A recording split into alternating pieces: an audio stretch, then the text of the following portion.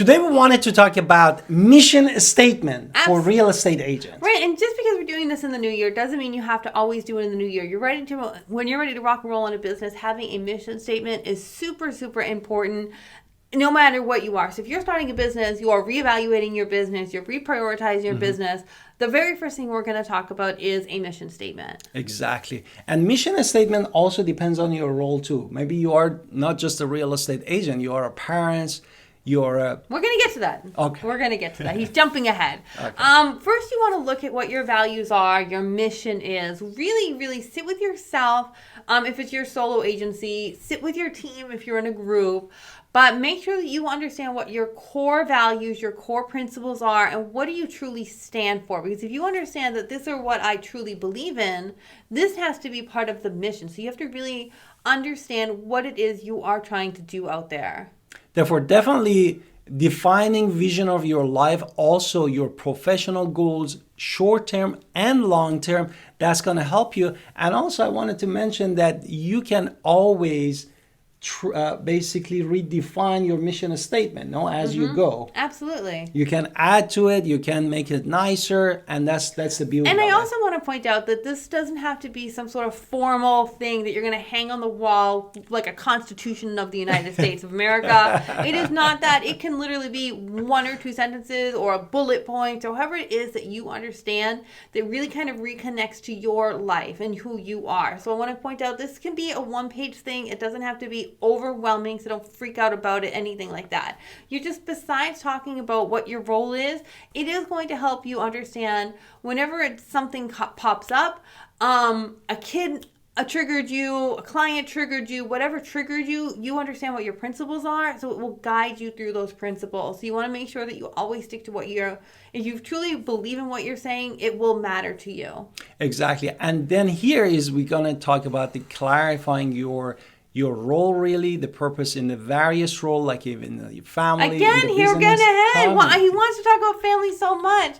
But you have to, yes, family is super important. You do have to understand what your role is.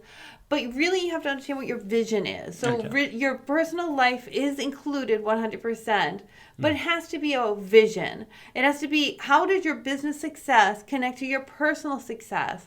And have examples for that. So how does it matter? If you sell the amount of houses that you want to sell, you make the dollar amount that you want to make. How does that affect your children? How does it affect your relationship with your children? How does it affect your relationship with each other? So it all interconnects. And let's do our introduction. Absolutely. So let's hit it.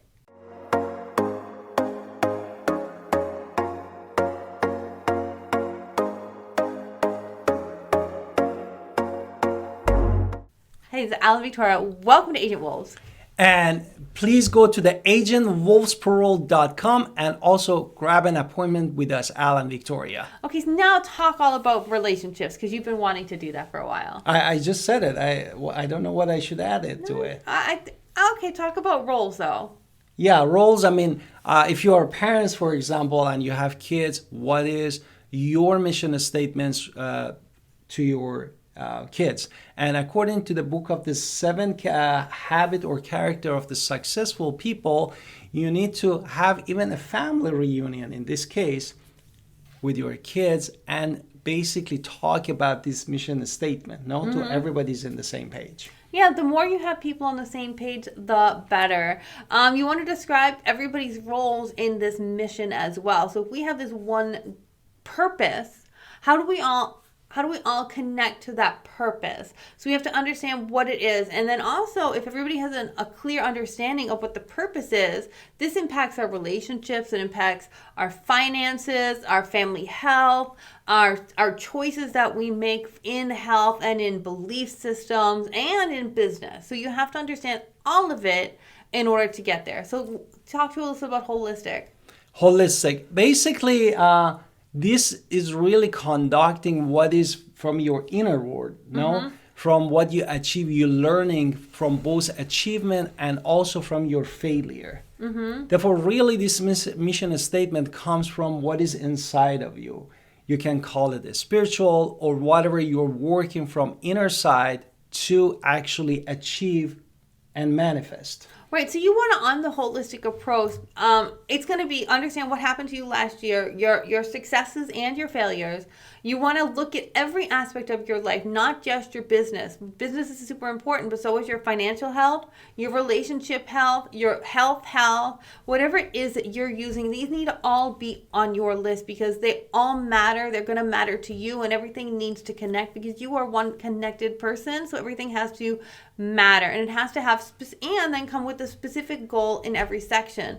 For health, I want to be healthier, which means I need to do more exercise. For relationships, we need to continue talking. I'm just giving you my examples here.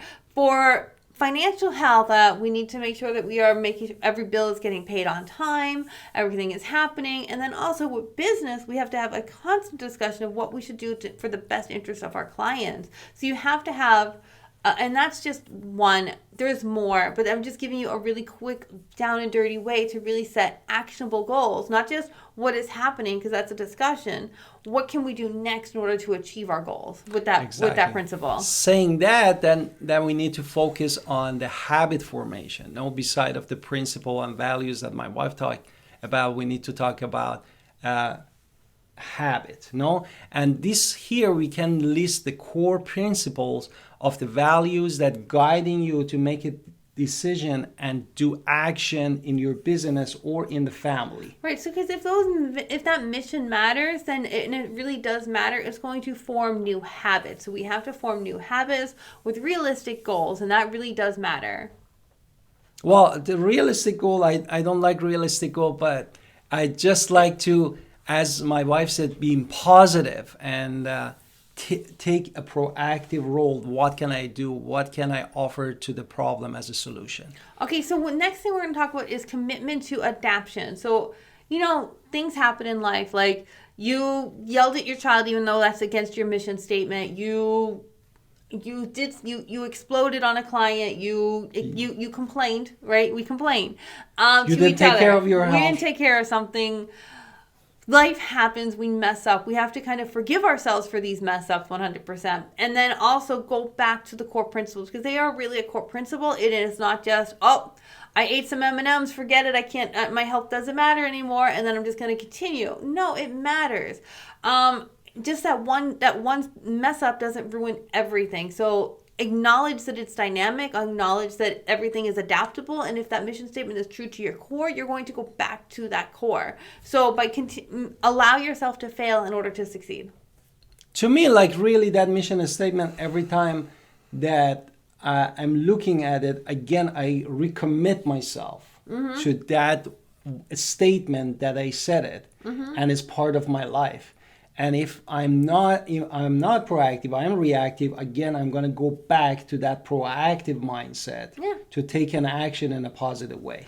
Now, also understand that if you are talking about everything, I have to sacrifice this in order to get what I want.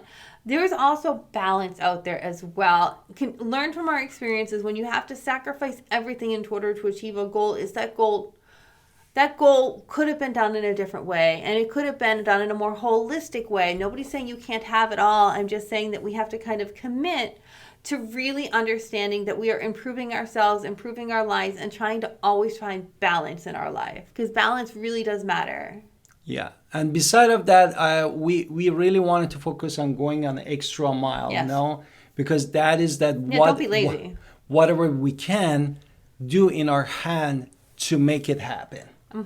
So let's talk about these letter writing. Yes. Right. Therefore, writing letters of the success and failure. Right, to your loved ones. So if you are going to commit to making, $1 million, $10 million, $100 million, that's amazing. All of your goal, whatever goal your is, $80, whatever the goal is, it's amazing. And you should focus on that goal. And then write to your loved ones, write to your mom, your dad, your husband, your wife, your children, letters on what is going to happen if you succeed and what happens if you fail.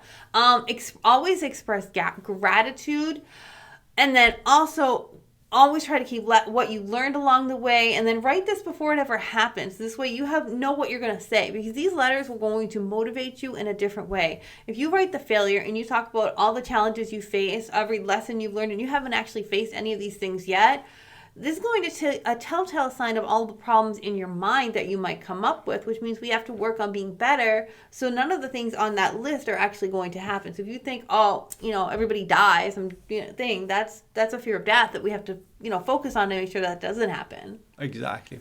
Now, after that, we need to do reaffirmation and call to action.